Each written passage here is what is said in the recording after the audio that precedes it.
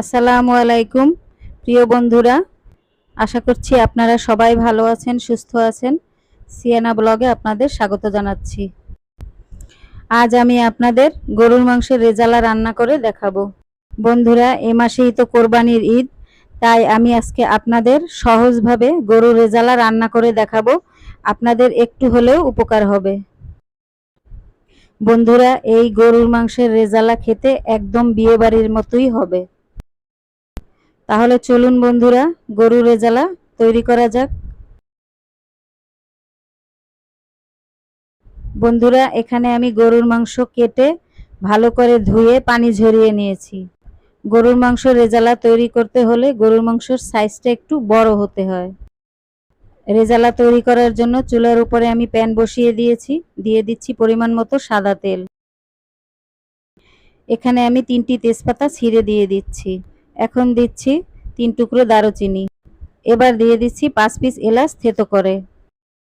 এখন দিয়ে দিচ্ছি 4 টেবিল চামচ আদা রসুন পেঁয়াজ একসাথে বাটা।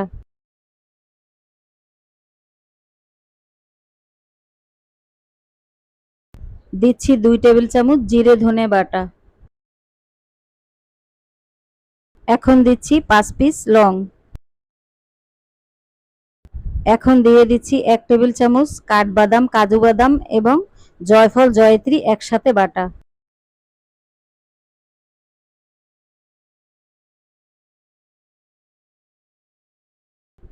দিয়ে দিচ্ছি 1 চামচ হলুদের গুঁড়ো 1 চামচ মরিচের গুঁড়ো।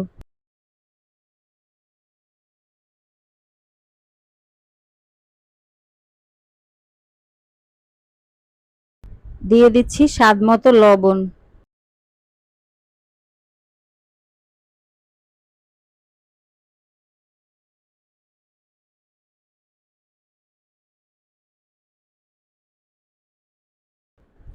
এখন অল্প অল্প পানি দিয়ে মশলা ভালো করে কষিয়ে নিচ্ছি।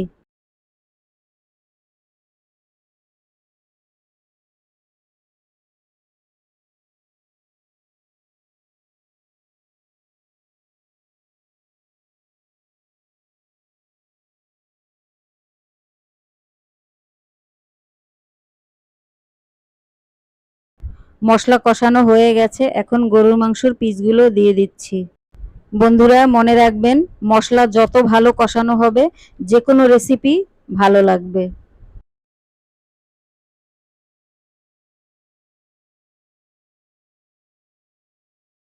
বন্ধুরা, এখন ঢাকনা দিয়ে দিয়ে মিডিয়াম আঁচে মাংসটা 20 মিনিটের জন্য কষিয়ে নিচ্ছি। 20 মিনিট পরে ঢাকনা উঠিয়ে ভালো করে নেড়ে চেড়ে দিচ্ছি। এখন দিয়ে দিচ্ছি 4 টেবিল চামচ টক দইয়ের সাথে বাটা পেঁয়াজের বেরেস্তা মিশিয়ে দিয়ে দিচ্ছি।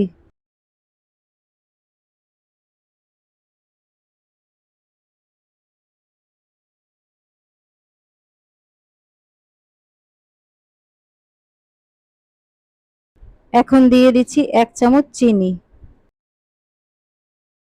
এখন আরও 5 মিনিটের জন্য মিডিয়াম আঁচে ঢাকনা দিয়ে দিচ্ছি। বন্ধুরা, ঢাকনা উঠিয়ে এখন ভালো করে নেড়েচেড়ে দিচ্ছি। বন্ধুরা, আমি অফ স্ক্রিনে বারবার মাংসটা ভালো করে নেড়ে দিয়েছি যেন তলায় লেগে না যায়। আপনারাও এভাবে ভালো করে নেড়েচেড়ে দিবেন।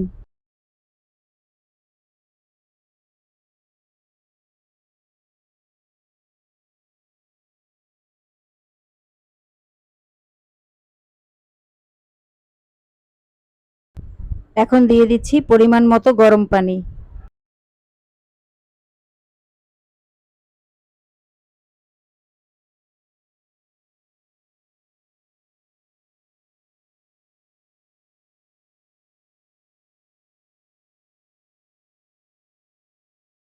এখন মিডিয়াম আঁচে 15 মিনিটের জন্য ঢাকনা দিয়ে রেখে দেব।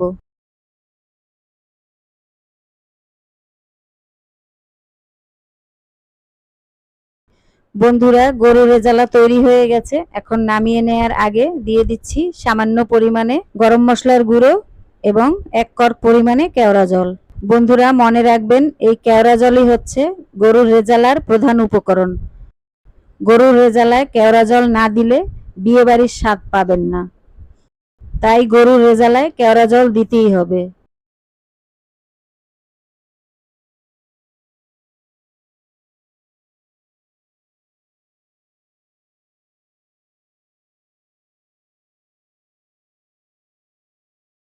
গরুর রেজালা তৈরি। এখন নামিয়ে নেব। তৈরি হয়ে গেল গরুর মাংসের রেজালা। বন্ধুরা, আপনারা এভাবে কোরবানির ঈদে গরুর মাংসের রেজালা তৈরি করে দেখতে পারেন। আপনাদের সবার কাছেই ভালো লাগবে। বন্ধুরা, আশা করছি আমার এই গরুর মাংসের রেজালা আপনাদের সবার কাছে ভালো লেগেছে।